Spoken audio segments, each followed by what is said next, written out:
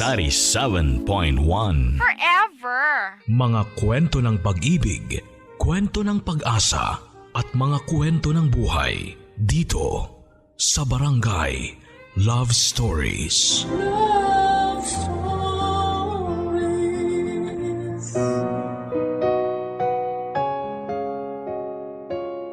Sinasabing mahiwaga ang pag-ibig kung hindi mo ito maramdaman ng totoo. Pwedeng sa maling tao ang bagsak mo. Maaari itong matapos sa isang iglap o hindi naman ay mauwi sa walang hanggan. May mga taong umiibig ng maaga, may iba naman na sa bandang huli pa ito nakikita. Pero ang pinakamainam kung magsisimula ito kapag siguradong handa ka na sa responsibilidad ng isang relasyon. Isa lang ang magdidikta kung kailan ka handa. Hindi ang mga nasa paligid mo kundi ang mismong puso mo. Ang istoryang mapapakinggan ninyo ay mula sa ating kabarangay na si Prince.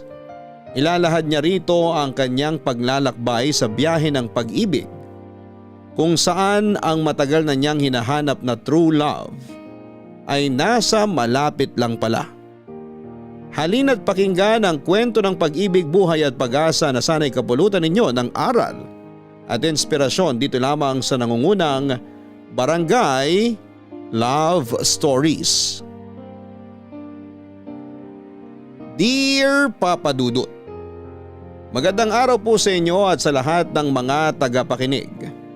Nais ko lang pong ibahagi sa inyo ang isang storya na sana'y makapagpagaan sa pakiramdam ng ilang tao na may katulad ng storyang ilalahad ko sa inyo. 26 years old na po ako ngayon, pero ang ikikwento ko po ay nangyari 5 taon na ang nakakalipas.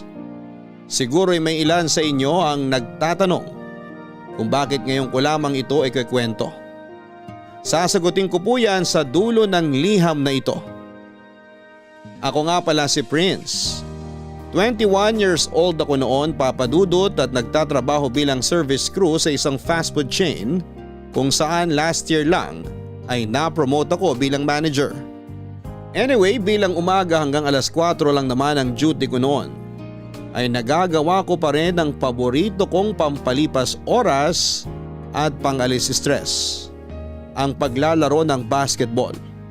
Sa larong ito ko na po naging close si Damian na itinuring ko na rin bilang best friend dahil tambay ito noon sa basketball court. Naging kaibigan ko rin ang childhood friend niya na si Cecilio na tawagin na lang po nating Ses dahil ito ang gusto niyang itawag sa kanya. Papadudod sina Damian at Ses na po ang naging shoulder to cry on ko simula noong nakilala ko sila. Lalo na noong ilang beses akong nabigo sa mga dati kong karelasyon. Hindi na ako nahihiyang umiyak sa harapan nila. Sila ang lagi nagbibigay sa akin ng advice, lalong lalo na si Ses na sobrang galing magbigay ng payo.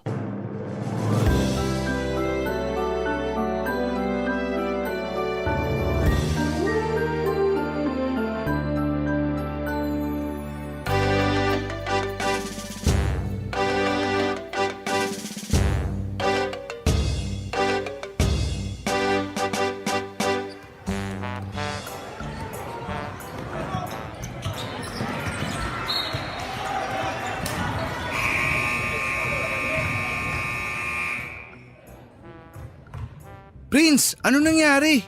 Ha? Anong ibig mong sabihin? Okay ka lang ba? Okay naman ako, bro. Okay ba yan? Hindi ka naman ganyan maglaro ah. Parang wala ka sa mood. Ito naman si Damian. Baka pagod lang sa trabaho si Prince. Tsaka kahit naman hindi siya magbakulaw eh.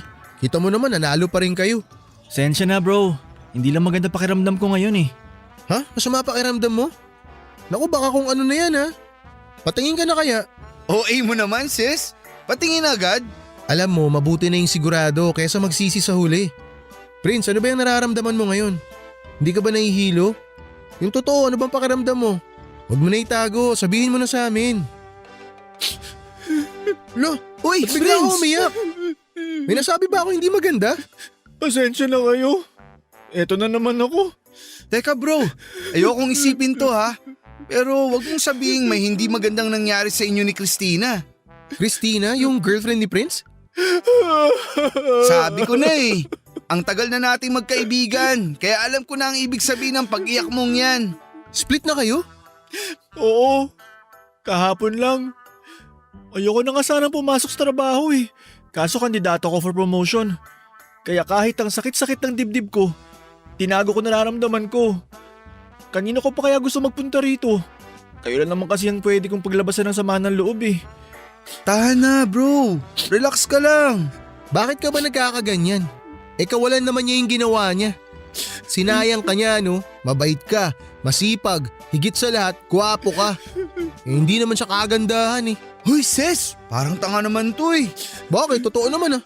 Ayan, lalo tuloy naiyak si Prince. Bunganga mo kasi. Sige bro, ilabas mo lang yan, wag mong pigilan. Hala, ano nangyayari sa'yo? Ito kasing si Ses eh. Ako? Ano ginawa ko? Alam mo, napagaan mo na naman ang pakiramdam ko. Salamat naman at okay ka na. Anong pakiramdam mo ngayon? Okay na ako bro. Tara, kain tayo. Sagot ko. Yun, magandang idea yan. Pero baka gusto niyo muna magpalit ng damit. Ay, oo nga. Para ma-refresh naman at mapagpag yung pangit na pakiramdam ko kanina. Ako parang okay pa naman amoy ko. Anong okay? Yung amoy mo kinukurot na ilong ko eh. Halika, lumapit ka para hindi lang kita kurutin. Ipapakagat kita sa amoy ko. Alam nyo, kaya mahal ko kayong dalawa eh. Kahit gaano kasama nangyari sa akin, lagi kayong nandyan para pasiyahin ako. Mas masaya sana kung magpapalit na kayo ng damit. Kasi gutom na ako kaka-cheer sa inyo kanina. Huy! Ba't dyan kayo nagpapalit? Nandun yung banyo. Baka gusto nyo dun magubad. Sus! Kahit tanggalin ko lahat ang damit ko, hindi naman nila makukuha to. Ikaw okay lang kasi wala naman titingin sa'yo. Kaso dadamay mo pa tong si Prince. Okay lang naman dito. Lahat naman na naglalaro dito, hindi na gumagamit ng banyo para magbihis. Oh, pahiya ka ano? At least ako nahihiya. Ikaw wala ka nun. Oh, baka mag-away pa kayo dyan ha? Hindi kami mag-aaway niyan. Ganito lang talaga kami magbiruan simula nung bata pa kami. Pero yung panlilibre mo sana hindi biro ah. Oo naman! Kain tayo tapos kahit 2 bottles bago umuwi. Yan ang maganda. Kita mo to, nakarinig ka na naman ng bote. Bilisan nyo na nga para hindi lang tayo maka 2 bats, maka 3 bats pa tayo.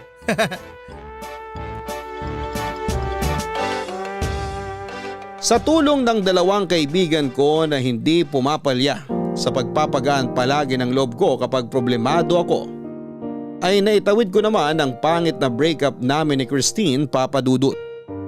Ang maganda kina Damian at Ses ay hindi lang nila ako sa love life tinutulungan kundi maging sa mga problema ko sa trabaho at pamilya. Silang dalawang tagapayo ko kaya lagi akong nagiging okay kapag down na down ako. Gaya ng sinabi sa akin ni Ses na hindi ko naman daw kawalan ang pakikipaghiwalay sa akin ng last girlfriend ko, kundi kawalan niya. Hindi naman sa pagbubuhat ng sariling bangko o papadudot pero totoo rin naman ang mga sinabi ni Ses. Mabait po akong tao, masipag at may itsura din naman. Pati sina Damian at Ses ay may itsura din. Tall, dark and handsome si Damian. Samantalang mistiso naman si Ses dahil half Spanish siya. Ang nakakatuwa ay lagi silang nagpipintasan na nakasanayan ko na dahil alam kong matagal na silang magkakilala. Papadudot lumipas ang mahigit 1 buwan. May nakilala akong isang babae. Alam ko na medyo maaga pa para manligaw ulit ako dahil kamakailan lang noong nakipag-break up ako. Pero ganun talaga ang buhay. Nangyari na lang basta na nahulog ang loob ko sa isang tao. Siyempre dahil hindi na iba sa akin sina Damian at Ses, ay sa kanila ko unang ipinakilala ang babaeng natitipuhan ko.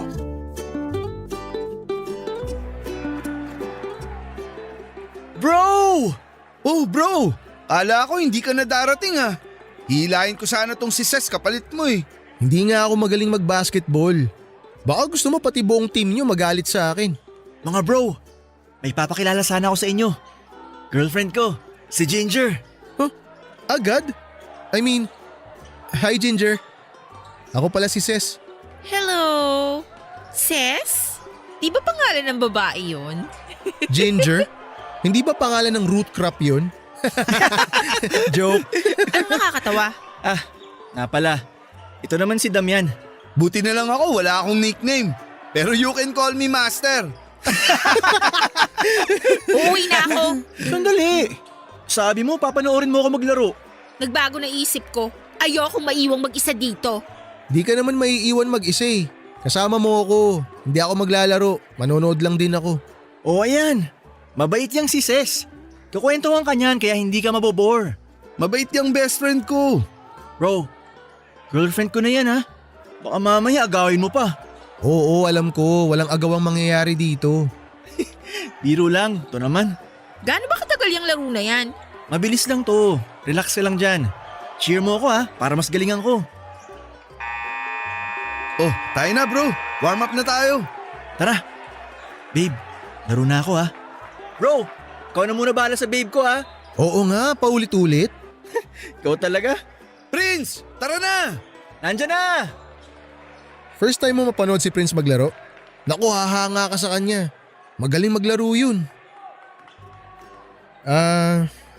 Saan pala kayo nagkakilala ni Prince? Hindi ba niya nasabi sa inyo? Hindi. Ngayon nga lang namin nalaman na may girlfriend na pala siya. Akala ko ba magbe-best friend kayo? Bakit hindi niyo alam? Actually, nagtataka nga rin ako eh. Bakit kaya hindi ka agad pinakilala? Ano kayang meron? Anong ibig mong sabihin? Wala naman ako ibig sabihin dun. So, gano'n na kayo katagal? Sige, wag mo nang sagutin kung ayaw mo. Oh, ayan, umpisa na yung laro. Di na muna kita guguluhin. Go, Prince! Go, Damian! Woohoo!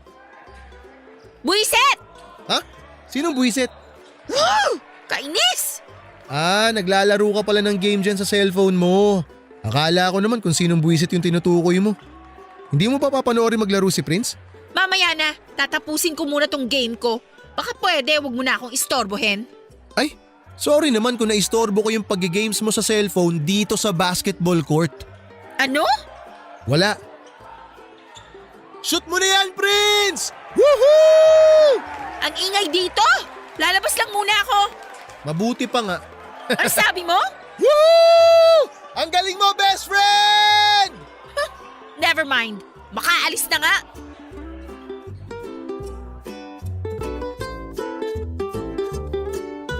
Wala akong kaalam-alam sa nangyari noong araw na yon, Papa Dudut. Hindi rin naman nagkwento si Ses tungkol sa inasal ni Ginger dahil ayaw niyang lumabas na parang naninira siya ng tao. Matapos nga ang laro ng araw na yon ay hindi natuloy ang plano sana namin nila Damian at Ses na kumain sa labas dahil sa biglaang pag-walk out ni Ginger.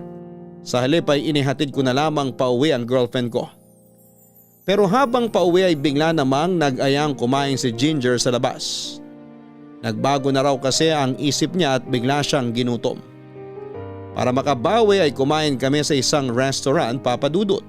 Sasabihan ko sana sina Damian at Ses na sumunod kaso nga lang ay kinuha sa akin ni Ginger ang cellphone ko. Saka na raw ang cellphone para walang istorbo. Dahil gusto niyang marami kaming mapag-usapan. Marami naman kaming napag-usapan ni Ginger, sweet siyang tao kaya mas lalong nahulog ang loob ko sa kanya.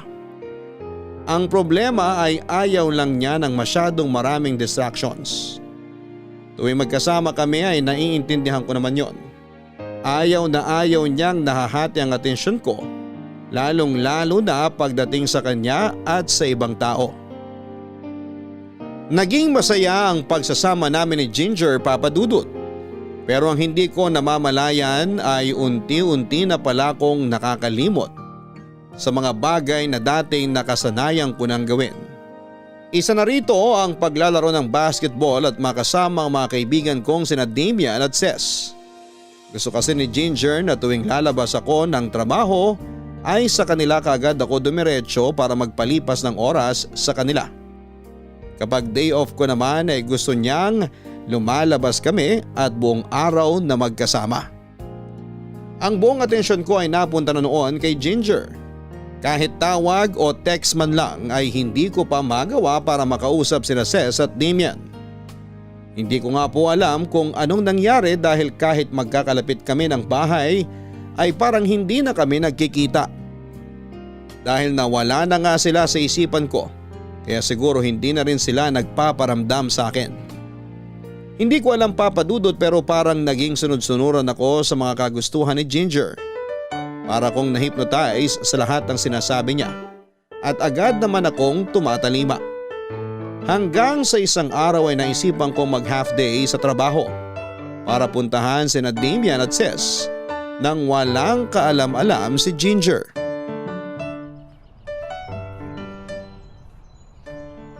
Ano kayang nangyari kay Prince? Bakit? May nangyari ba sa kanya? Tinatanong ko nga eh. Malay ko, bakit sa akin mo tinatanong? Hindi ko tinatanong sa'yo. Thinking out loud lang ako. Pero ano nga kayang nangyari sa kanya, no? Bakit parang di niya na tayo naaalala? Hindi ko rin alam eh. Nangyari lang naman yun simula nung naging sila ni Ginger. Sa'yo na nang galing yan, ha? Bakit? May alam ka ba? Wala akong alam.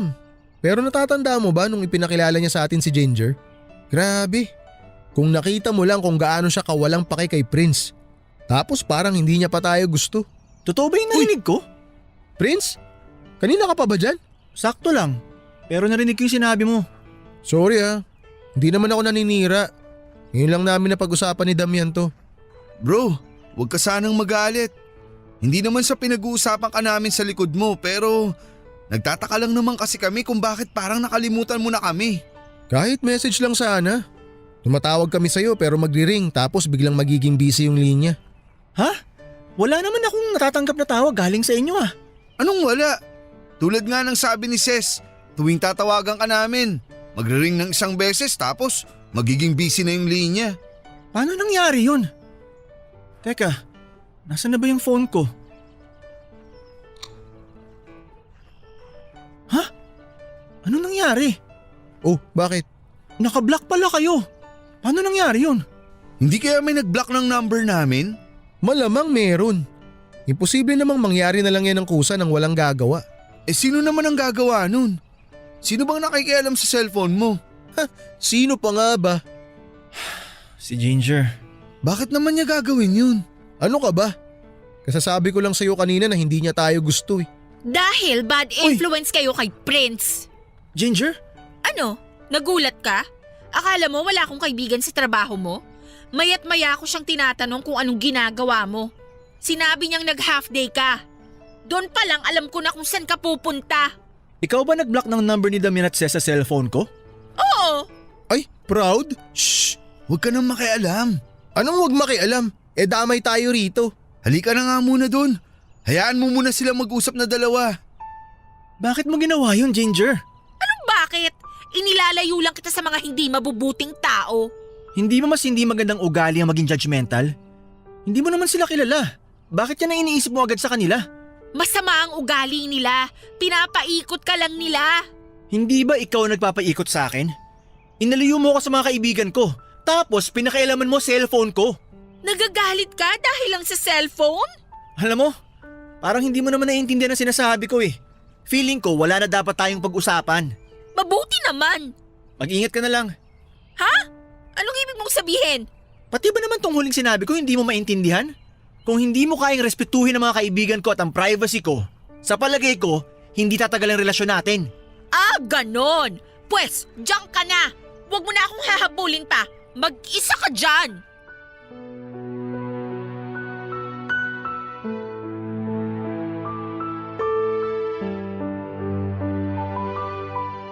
Papadudod kahit na alam kong mali ang ginawa ni Ginger ay nasaktan pa rin ako sa nangyari sa amin. Minahal ko siya ng higit pa sa pagmamahal ko sa mga nauna kong karelasyon. Ganon ko siya kamahal. Hindi ko lang magets kung bakit kailangan niyang maging ganon sa mga kaibigan ko. Sa huli nawala na naman ako ng minamahal. Wala yata talaga akong swerte sa pakikipagrelasyon, Papadudod. Matapos ang araw na yon ay dinamdam ko na naman ang mga nangyari. Nawalan ako ng ganang mag-basketball. Na-unblock ko na nga ang mga numero nila Damian at Ces sa telepono, pero tuwing nag-aaya sila sa akin na lumabas ay tumatanggi akong makipagkita sa kanila. Ito yata yung tinatawag nilang space. Siguro'y kailangan ko lang muna ng space, Papa Dudut. Alam kong kailangan kong ilabas ang nararamdaman ko. Alam kong kailangan ko sila. Alam kong kailangan ko uling umiyak. Pero parang hindi ako makaiyak. Parang tinuyo ng sama ng loob ang mga luha ko. Isa pa, Papa Dudut, ay nahihiya na rin ako sa mga kaibigan kong iiyak na naman ako sa kanila. Hindi na yata mabilang sa daliri kung ilang beses akong umiyak sa harapan nila. Yun nga lang, makulit sina Damian at Ces. Hindi nila ako tinigilan hanggat hindi nila nasisiguradong okay ako. Ganon nila ako kamahal. Isang araw ay nagulat na lamang ako nang bigla akong bisitahin ng dalawa sa trabaho.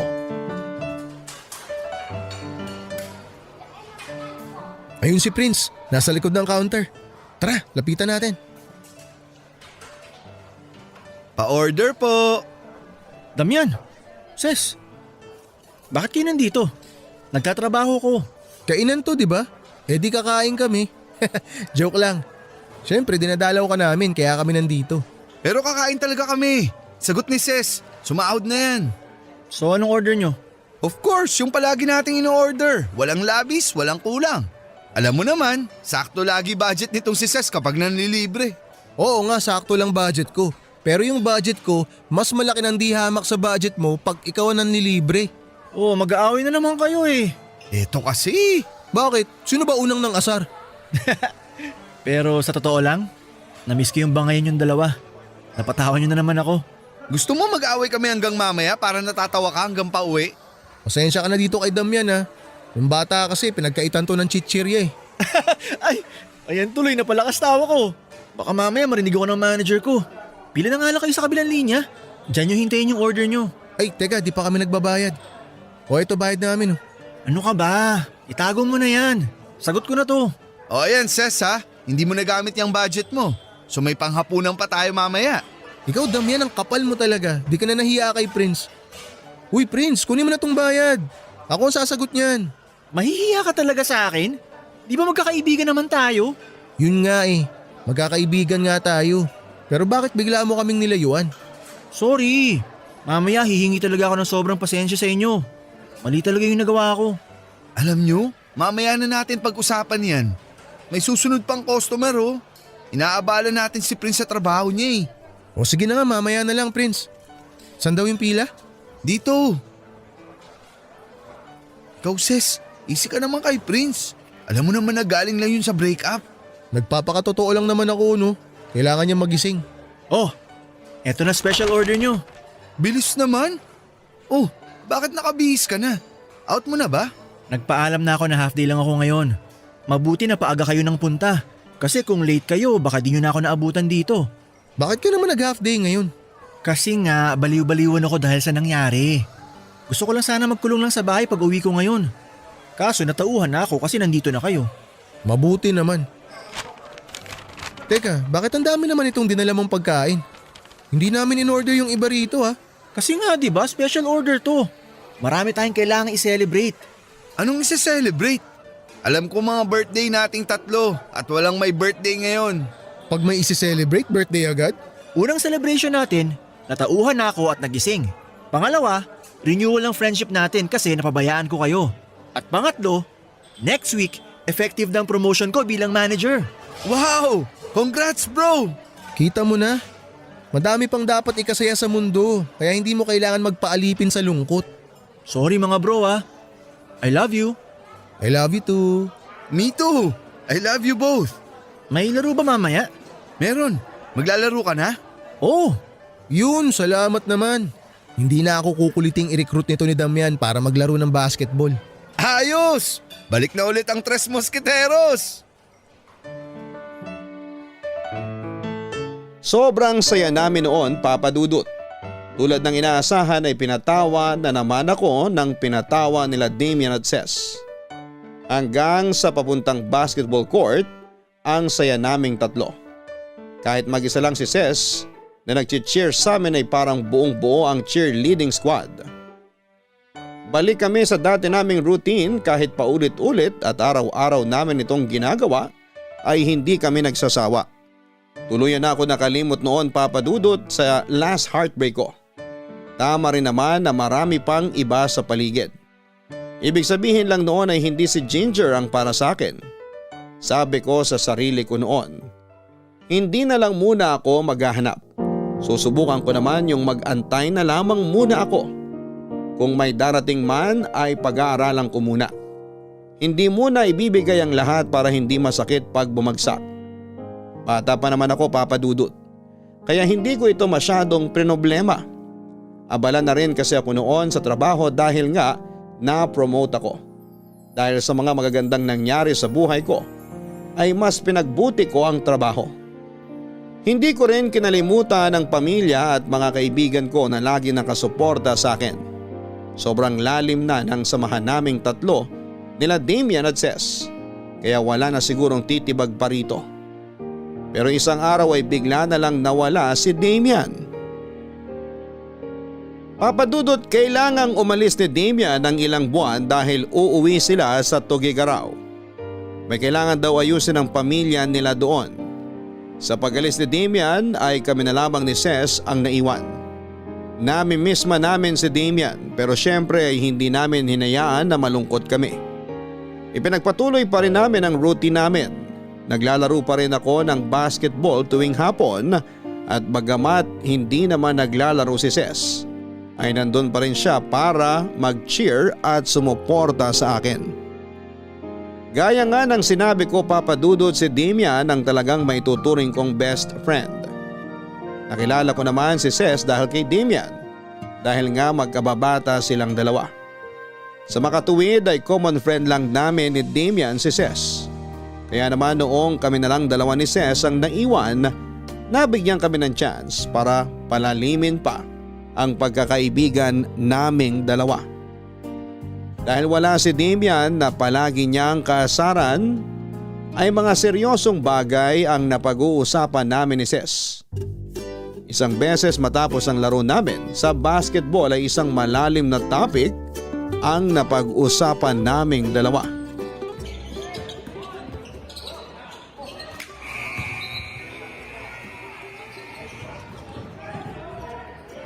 Congrats, Prince! Sabi sa'yo kahit wala si Damian, mananalo pa rin kayo.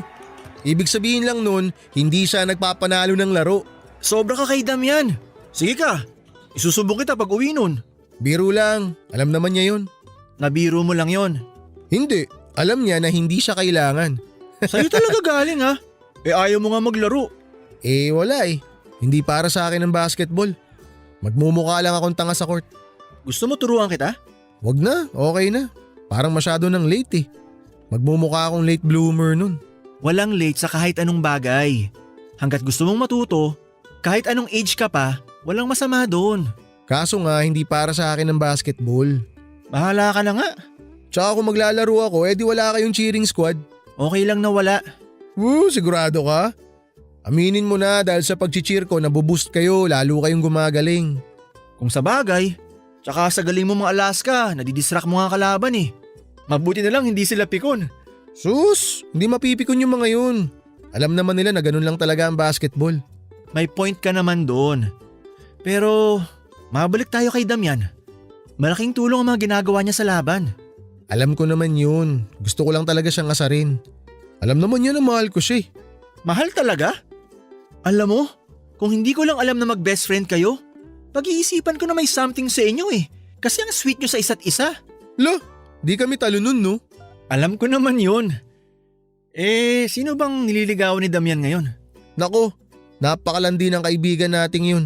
Sa dami ng nilalandi, ewan ko tuloy kung sino talaga yung nililigawan Oo nga Kapag tinanong ko naman, laging sagot niya, hintay ka na lang bro. Sigurista kasi yun. Papakiramdaman niya muna yung mga babae. Kung sino yung mas nararamdaman niyang sasagutin siya, yun yung liligawan niya. Buti hindi siya nababasted. Anong hindi? Ilang beses nang nabokya yun no? Gwapo lang si Damian pero kulang na kulang sa sex appeal.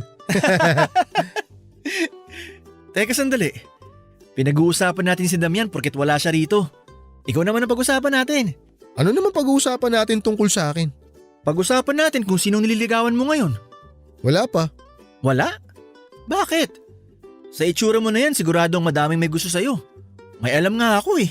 Sino? Si Mary Ann tsaka si Christina. Gusto ko kaya nung dalawang yun. Kaso hindi ko sila gusto eh. Meron akong gusto pero nag-iipon pa ako ng lakas ng loob para sabihin sa kanya ang totoo. Gusto ka din ba niya? Gusto niya ba ako? Hindi siguro. Hindi ka natatakot mabasted? Hindi ako natatakot mabasted pero syempre masakit yun. Tsaka alam mo naisip ko mas maganda pa rin na magpakatotoo ko sa kanya eh. Iba ka talaga magpayo pagdating sa love, no? Huwag ka mag-alala, support ako sa'yo. Sino ba yung gusto mo? Kilala ko ba? Oo, kilala mo. Wow, talaga? Reveal mo na. Saka na. Sige na. Para namang iba ako sa'yo eh. Arte mo, hindi ka iba sa akin no. O kaya sabihin mo na. Saka na nga. Ikaw talaga? Oo, ikaw talaga. Anong ako talaga? Ikaw. Ano? Ikaw ang gusto ko. Ano? Nagulat ako sa sinabi ni Ses, Papa Dudut. Natahimik ako at walang nasabi sa naging confession nito. Hindi ko kasi sigurado kung tama ang pagkakaintindi ko sa sinabi niya. Pero inulit-ulit ni Ses na ako raw ang gusto niya. Biglang natigil ang usapan namin at pinalitan ito ng mahabang katahimikan. Parang napahiya si Ses sa nangyari kaya agad siyang nagpaalam ng araw na yon. Hanggang sa pag-uwi ko, Papa Dudut, ay hindi pa rin ako makapaniwala sa mga nalaman ko. Naisip ko na baka pinagtitripan lamang ako ni Ses dahil wala si Damian. Pero nang gabing yon ay nag-message sa akin si Ses at humingi siya ng pasensya. Totoo raw ang mga sinabi niya at hindi naman daw siya umaasa ng positibong sagot mula sa akin. Okay na raw sa kanya na nasabi na niya ang matagal na niyang kinikimkim. Doon ko lang na-realize na hindi pala talaga nagbibiro si Ses. Hindi ko sinagot ang message sa akin ni Ses dahil nasa state of shock pa ako noon. First time ko lang kasi na may lalaking nagsabi nun sa akin. Dahil sa nangyari ay iniwasan ko si Ses. Tuwing nagpupunta ako sa court para maglaro at nandun siya ay hindi na lamang ako tumutuloy. Pagbalik ni Damian ay nagtaka siya kung bakit lagi akong humihindi sa mga pag-aya niyang maglaro ng basketball. Hindi niya alam na iniiwasan kong makita si Ses. Para hindi masira ang pagkakaibigan namin ay pinakiusapan ko si Damian na mag-usap kaming dalawa lang, Papa Dudut. Kumusta bro? Eto, medyo pagod. Kahit papaano, nakapagbakasyon din naman ako kahit na may mga inaasikaso. Alam mo na, bagong surroundings. Na-miss mo siguro basketball no? Anong na-miss? Kada kanto kaya sa amin puro basketball ang nilalaro. Mamimili ka pa ng size ng court. Meron ding mga laban na whole court at half court. Yun nga lang, hindi kita kalaro. Ikaw, kumusta ka na? Okay naman. Weh, okay ba talaga? Kilala kita. Kapag nagsimula kang umiwas, alam kong may problema ka na naman at ayaw mo na namang sabihin. Actually, kaya nga kita pinupunta rito. Tungkol ba to kay Ses? Ha? Alam mo na? Siyempre, wala namang nilihim sa akin yun eh. Alam mo na bading si Ses? Oo, Kailan pa? nung bata pa kami. Mag-high school na kami noon nung nag-out siya sa akin. Anong naramdaman mo nun? Wala. Hindi ko masabing masaya ako para sa kanya kasi alam ko na hindi pa niya magawang umamin sa iba. Mahirap yun. Kaya ba lalaki pa rin siya kumilos kasi natatakot siyang malaman ng iba? Bro, hindi naman porket bading kailangan kumikembot na. Kung ano ang nakikita mong kilos ni Ses, siya yun. Tulad ng ugali niya. Kung may nakikita kang kabutihan sa kanya, siya yun at walang halong panluloko. Pero naging open siya sa'yo kasi best friend ka niya, tama? Pero best friend mo rin naman ako, di ba? Ba't hindi mo sinabi sa akin yun? Wala akong karapatan para i-out ang isang tao. Ang tanging mag-out lang sa isang tao ay siya mismo. Hindi ko ipinagsabi ang bagay na yun dahil may respeto ako sa kanya. Respeto bilang kaibigan at bilang tao. Bro, pasensya na. Sorry, di ko naman intensyong maka-offend. Talagang nagulat lang ako. Huwag kang mag-sorry sa akin. Pero hindi rin kita pipilitin na mag-sorry kay Ses. Kasi dapat galing sa'yo yun. Kailangan kapag humingi ng tawad, may sincerity. Kung hindi ka naman din sincere para mag-sorry sa kanya, wag na lang. Bro, Bakit ako magsasorry? Ako nga nabigla nung sabihin niyang gusto niya ako eh. Sinabi lang naman niya yung nasa loob niya eh. Hindi ka din niya pinipilit na gustuin mo rin siya. Kailangan niya lang naman sabihin yun para fair sa'yo. Baka kasi pag nalaman mo sa iba, kung ano pa ang maisip mo. Hindi ba mas maganda na sa kanya nang galing? Hindi ko alam kung hanggang saan pupunta to pero ayoko kayong diktahan kung anong dapat niyong gawin. Ang gusto ko lang sana, maging magkakaibigan pa rin tayo. Huwag sana maging lamat ang isang pag-amin. Kilala ko si Ses mula ulo hanggang paa. Kung hindi magiging pabor sa kanya ang isang bagay, hindi niya ikagagalit yun. Tama ka. Pero pwede bang hayaan mo muna ako mag-isip? Papalipasin ko lang itong naramdaman ko. Promise. Pag nakahinga na ako, pupuntahan ko siya para kausapin. Uy bro, walang pressure ha. Salamat ha. Salamat saan? Kasi kahit ganito ko mag-isip, kaibigan mo pa rin ako. Bro, gaya ni Ses, importante ka rin sa akin. Tres musketeros tayo, di ba? Oo, tama. Oh, ba't ang lungkot ng sagot mo? Ano, laro tayo bukas? Wag muna bro. Basta, sabihan na lang kita kung kailan ako pwede. Kahit naliwanagan na ako papadudot ay hindi pa rin muna ako nakipagkita kay Ses. Hindi rin kasi ako noon sigurado sa kung ano ba talaga ang nararamdaman ko. Hindi naman ako galit pero hindi pa talaga ako handa para pag-usapan ang tungkol sa topic na yon. Hindi ko alam kung bakit parang naduduwag ako. Hindi rin naman ako sensitive na tao papadudot. Hindi rin naman ako galit sa mga bading pero ng mga panahong yon ay hindi ko pa talaga kayang harapin si Ses. Pinalipas ko ang 1 linggo para mag-ipon ng lakas ng loob. Nang mabuo ko na ang lakas ng loob na yon, ay ako na mismo ang gumawa ng paraan para makausap si Ses. Sa kasamaang palad papadudot, ay si Ses na rin mismo ang umiwas sa akin noon. Papadudot, sinubukan kong makipagkita kay Ses pero mukhang siya na mismo ang umiiwas sa akin. Ilang beses ko siyang tinext at tinatawagan pero hindi na niya ako sinasagot. Maging si Damian ay sinasabihan ako na hayaan muna si Ses. Gusto raw niyang kalimutan na namin ang lahat ng nangyari para makausad na kaming pareho. Mag-recharge na lang daw muna si Ses at pagkatapos noon ay susubukan na niyang ibalik ang lahat sa dati. Hanggang sa umabot na ng 1 buwan at hindi pa rin nagpapakita sa akin si Ses. Sobrang nagigilty na ako noon dahil sa pagiging judgmental ko papadudot. Dahil dito ay nawala ako sa focus habang naglalaro ng basketball. Wala ako sa sarili ko kaya may maling talon akong nagawa. Bumagsak ako sa sahig ng court at tumama ang tuhod ko. Agad akong itinakbo sa ospital at nabalitaan ni Ses ang nangyari sa akin at sa sobrang pag-aalala niya ay sumugod siya sa ospital. Doon kami nakapag-usap ng masinsinan at nagkaayos. Siya pa nga ang nag-alaga sa akin ang panahon na yon. Ewan ko papadudot. Pero sa sobrang guilt ko yata ay naging sobrang sweet na rin ako kay Ses kalaunan.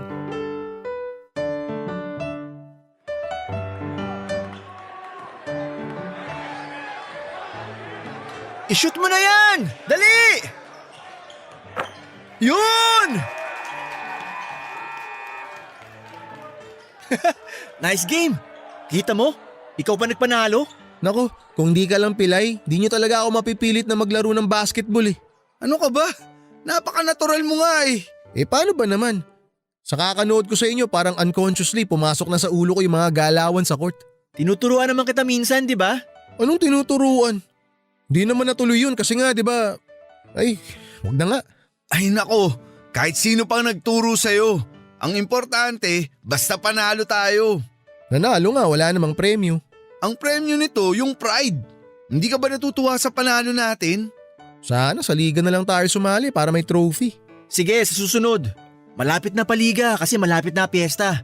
Wala nang bawian ha, maglalaro ka. Oo nga, sisilaw naman pala mag-basketball eh. Wow ha, hindi mo ba naisip na baka beginner's luck lang yung nangyari? Inggit ka na naman sa akin. Ay, teka. Dahil unang laro mo at nanalo tayo, sagot ko merienda.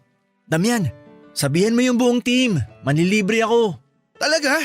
Sandali, puntahan ko sila. Wow, galante si sir ah. Shh! Huwag kang maingay. Teka, na-promote ka ba ulit? Hindi. Same pa rin position ko. Pero nabigyan ako ng raise. Wow, iba ka. Sana kami rin sa trabaho magka-raise. Prince! Ginger? Anong ginagawa mo rito? Pwede ba tayong mag-usap? Tayong dalawa lang. Sige Prince, mauna na muna ako. Hindi, dito ka lang. Tayong dalawa lang sana.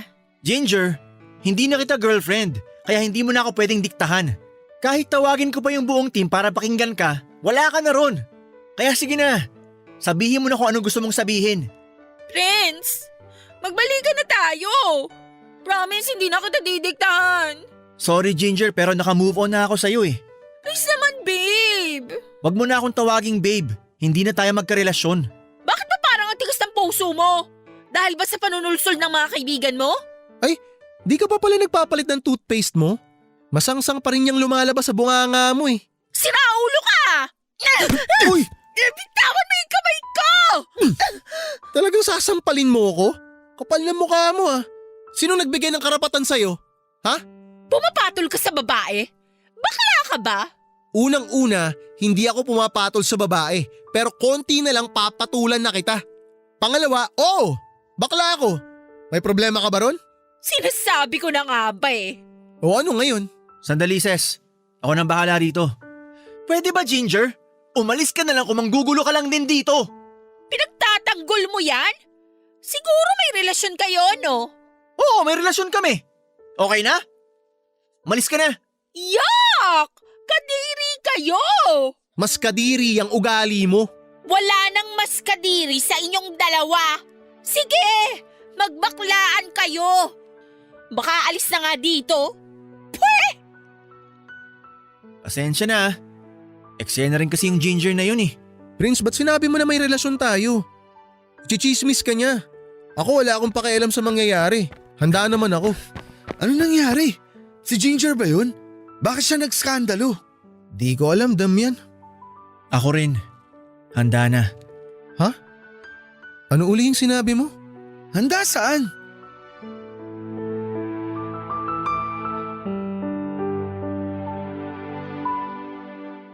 Dahil sa hindi magandang ugali ni Ginger ay hindi na ako nakipagbalikan pa sa kanya, Papa Dudut. Nabigla din ako kay Ses noon nung inamin niya kay Ginger ang tunay niyang sexuality. Sa parehong pagkakataon ay nakaramdam din ako ng tuwa. Proud ako sa tapang ni Ses kaya dapat lang din na ipagtanggol ko siya kay Ginger. Matapos ang eksenang ginawa ni Ginger ay parang pare-pareho kaming nakahinga ng maluwag. Pero nang panahong yon ay hindi ko alam na napapaisip na pala sina Damian at Ses kung ano ang ibig sabihin sa handa na. Nasagot ko kay Ses.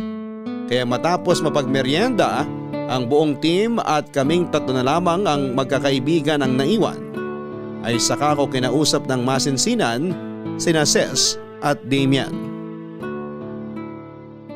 Tuwang-tuwa teammates natin ha. Dati soft drinks lang ang premyo. Ngayon may pamerienda na si Mayor. Minsan lang yan, kaya sana nag-enjoy sila. Sa itsura nila kanina mukhang enjoy naman sila. Teka, hindi nyo pa nakwento kung anong ginawa ni Ginger kanina dun sa court. Nakikipagbalikan siya kay Prince. Ano? Nakipagbalikan ka sa babaeng yun? Maglinis ka nga ng tenga mo. Sabi ko nakikipagbalikan. Hindi ko sinabing nakipagbalikan. So hindi mo binalikan? Sa ugali niya, kahit sino naman hindi nagugusto yung makipagbalikan pa sa kanya. Grabe siya no? Kakaibang nila lang. Sobra kung mangmanipula. Buti na lang hindi ka tanga. Hindi ba naging tanga nga muna ako? Buti nga nauntog ka at bumalik sa katinuan. Mabuti nga. O paano? Uwian na ba? Mamaya na. Gusto ko muna kayo makausap. Bukas na. Inaantok na ako sa kabusugan eh. Sige, umuwi ka. Kung ano mapag-uusapan namin ngayon, hindi namin sasabihin sa'yo bukas. Tanong lang naman yung sa akin. Siyempre kung kailangan ngayon pag-usapan, di pag-usapan. Grabe, chismoso ka talaga, no? Ayoko lang mapag-iwanan. Ano ba kasi yung sasabihin mo bro? Oo nga, ano ba yun? Kanina nakita ko kung gaano ka katapang nung inamin mo kay Ginger kung sino ka talaga. Kahit alam mong pwede niyang ipagkalat yun para siraan ka. Na-realize ko kasi kanina na darating ang araw na pwedeng maulit yung ganong klaseng eksena. dahil sigurado ako na marami pang kagaya ni Ginger. Kaya nag-out na ako, hindi dahil na-pressure ako Nag-out ako kasi para makalabas na ako sa pinagtataguan ko. Para sa hinaharap, kung may taong pinipressure kagaya ko na mag-out, kaya kong humarap para ipagtanggol sila. Thank you very much, candidate number 1. Ito naman parang tanga, seryoso ako. Proud lang ako sa'yo, best friend. Ito naman. Salamat Damian Kahit na noon mo pa nalaman, hindi mo ako ginudge, hindi mo ako iniwan kahit kailan. Ay, teka nga pala. Bakit ako naging topic? Ano pala yung sasabihin mo, Prince? Na-inspire ako sa tapang mo. Ako ang dami ko ng pinagdaan ng relasyon. At lahat yon nauwi sa wala. Minsan nasisisi ko na nga ang sarili ko kasi baka ako may problema. Pero alam ko naman na ginagawa ko ang lahat para maging maayos ang relasyon namin. Yung relasyon ko sa kanila. Yun nga lang, wala talaga Alam naman namin yun. Saksi kami sa lahat ng relasyon mo. Kaya lang minsan, hindi namin maintindihan yung choices mo. Gaya na lang nung huli nga na si Ginger. Kakaiba ang ugali. Hindi ko rin alam Gusto ko lang naman magkaroon ng mamahalin at magmamahal sa akin. Kaya gaya mo, Ses, handa na ako na sabihin kung sino nagugustuhan ko. At sa palagay ko gugustuhin ako at magiging kami habang buhay. Wow bro, saan ka nang gagaling? Baka naman nabibigla ka na naman yan. Ilang araw mo na bang kilala yan? Matagal na. Sino ba yan? Ikaw? Ako? Siya? Oo. Teka nga sandali. Prince naman Naka-move on na ako tapos bibiruin mo ako ng ganyan? Hindi ako nagbibiro. Seryoso ako. Gusto kita at mahal kita. Alam ko na totoo din ang pagmamahal mo sa akin. Nung inamin mo sa akin na gusto mo ako, umiiwas ako kasi hindi ko alam kung anong mararamdaman ko. Nalaman ko na mahal pala kita kaya ako nabigla. Ha? Mahal mo din ba ako? Huy, tinatanong ka! Uulitin ko. Ses, mahal mo ba ako? Sagot na! Oo, sobra. Ay, salamat. Ngayon, pwede ko nang sabihin yung joke ko. Bagay kayong dalawa, Prince at Ses. Princess! Dead mo? Grabe, kapag ba in love, nawawala ang sense of humor? O siya, isa lang ang masasabi ko. I love you mga bro!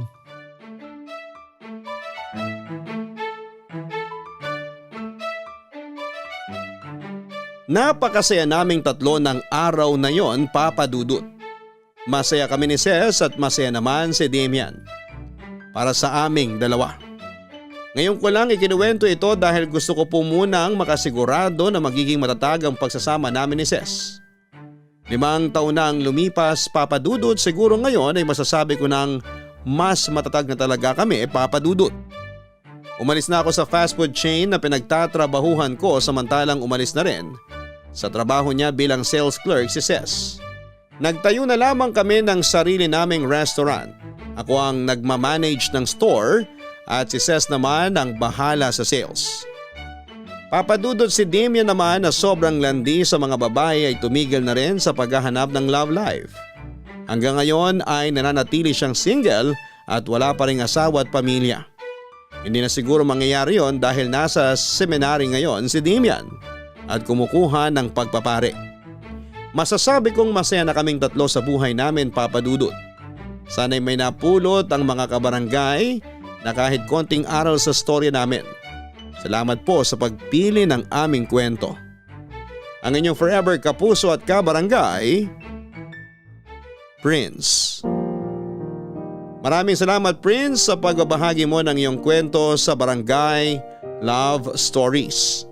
Alam naman natin na may mga taong hindi patanggap ang pagmamahalang katulad ng sa inyo ni Ses. Pero nandiyan naman ang kaibigan niyong si Damian para i-represent ang mga hindi man kabilang sa inyong grupo ay nakasuporta pa rin sa inyo. Magkaiba kayo ni Ses, bagamat si Ses ay matagal na itinago ang kanyang nararamdaman. Ikaw naman ay biglaan. Ganun pa man ay inspirasyon ang naging tapang ninyo. Tama din ang sinabi ni Damian na hindi mo dapat piliting ipag-out ang isang tao kung hindi pa siya handa.